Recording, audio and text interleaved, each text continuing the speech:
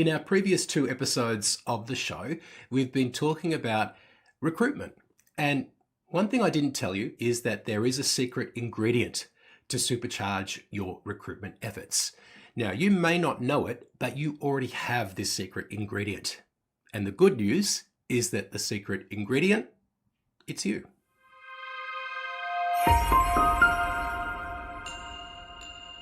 Hello, welcome to episode 207 of Commercial Real Estate Leadership. I'm your host, Darren Krakowiak. Thanks for joining us for another episode of the show.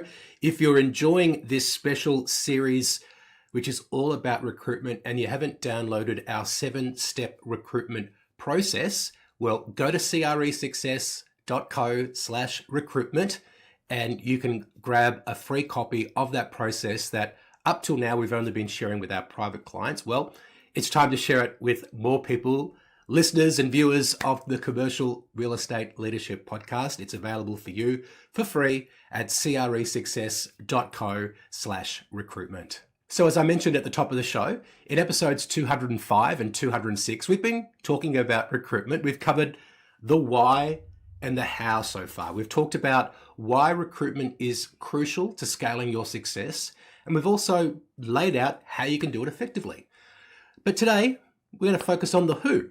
So we've gone from why to how and now to who. And the who is you. You are the secret ingredient to making it all work. And I want to tell you a story about a client of mine who was going through a recruitment process and he came to me with a problem. He said that the candidates that he had sourced weren't any good.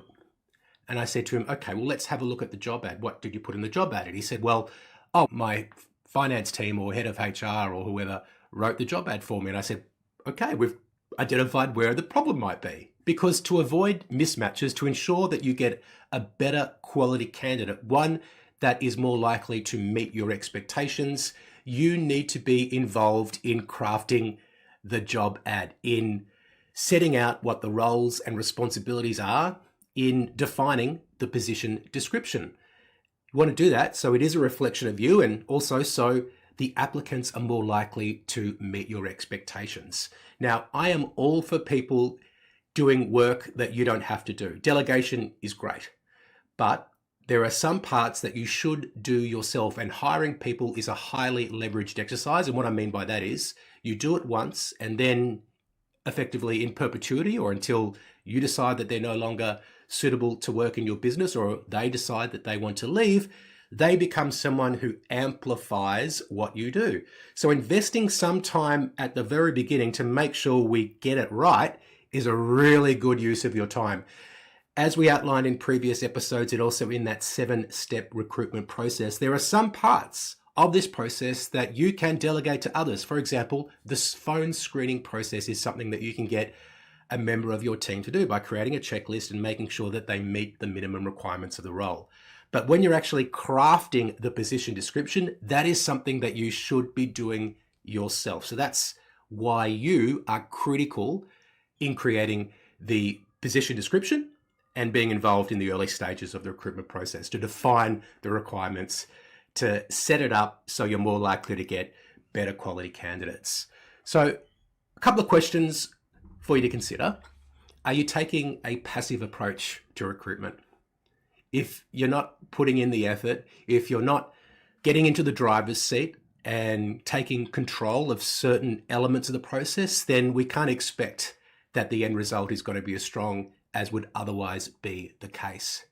You know, I recommend that if you don't have a position description available, that you do have a look at like jobs that are advertised, but we want to make sure also that our job ads don't just sound like every other firm's, that it really is a reflection of you. And as you look at the job ad, as you look at the position description, try and put yourself in the shoes of an applicant.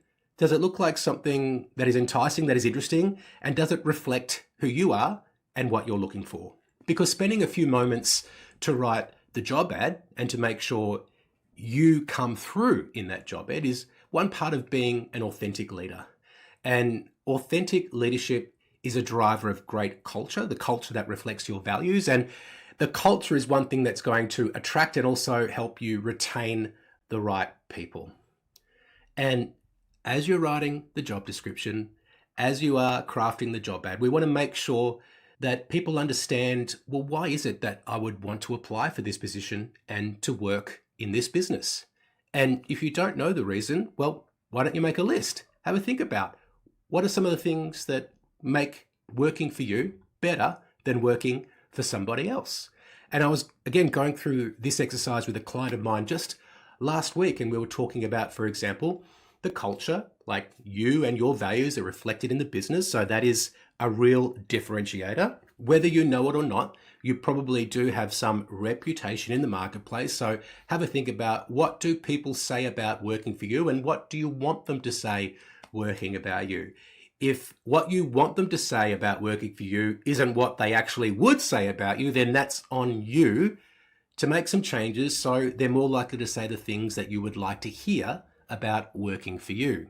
And, coming back to this whole theme of you being the secret ingredient to supercharging your recruitment, proximity to you, particularly if you are a commercial real estate principal, if you're the owner of the business, that's a real differentiator, right? They don't get access to that when they're in a big firm.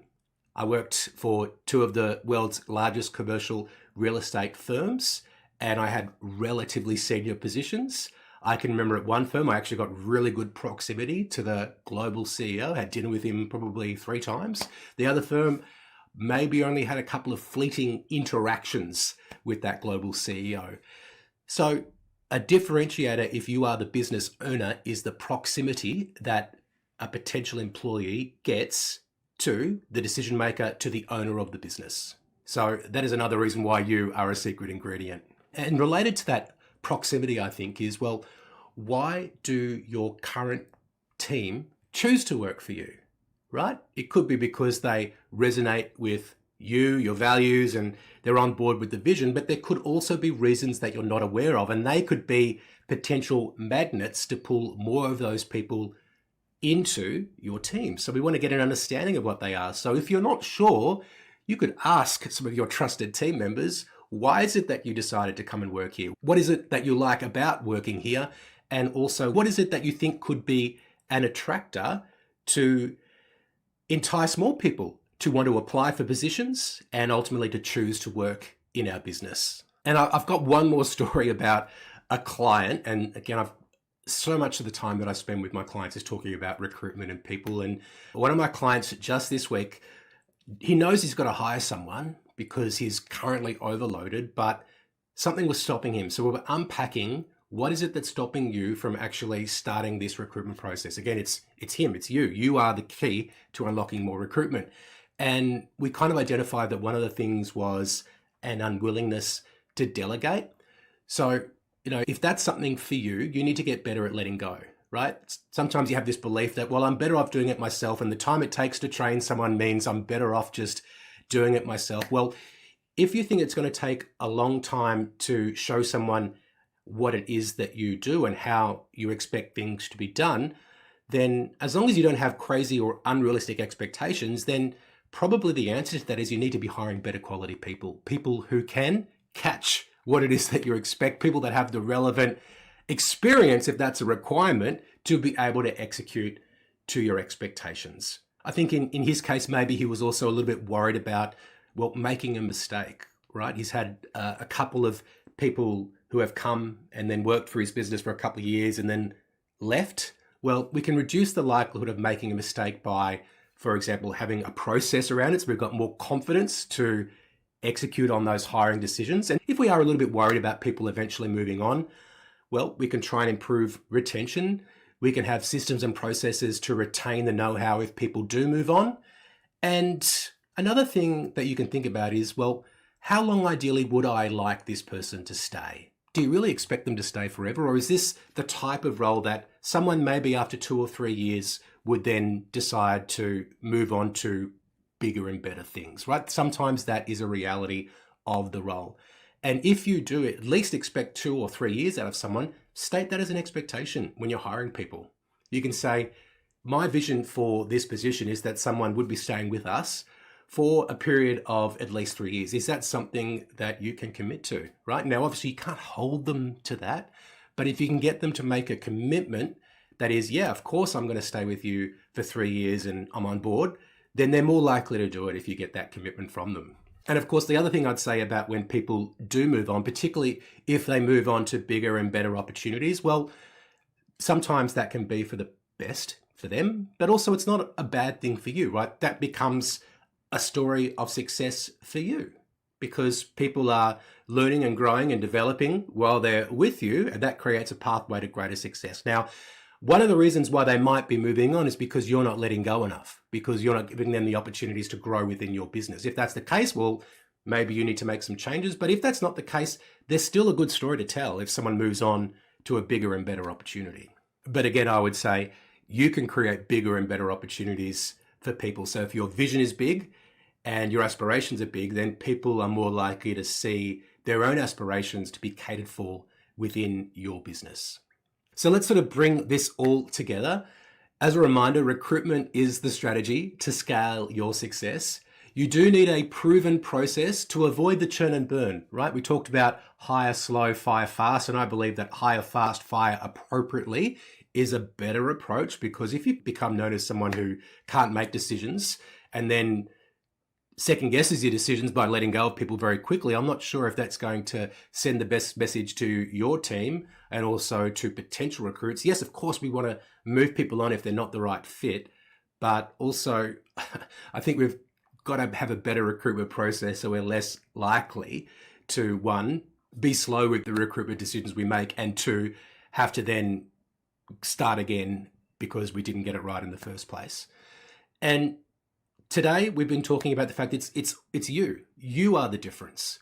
And there's so many things that you can do to strengthen your hand to ensure that you can have a more successful recruitment process and pipeline to grow your business.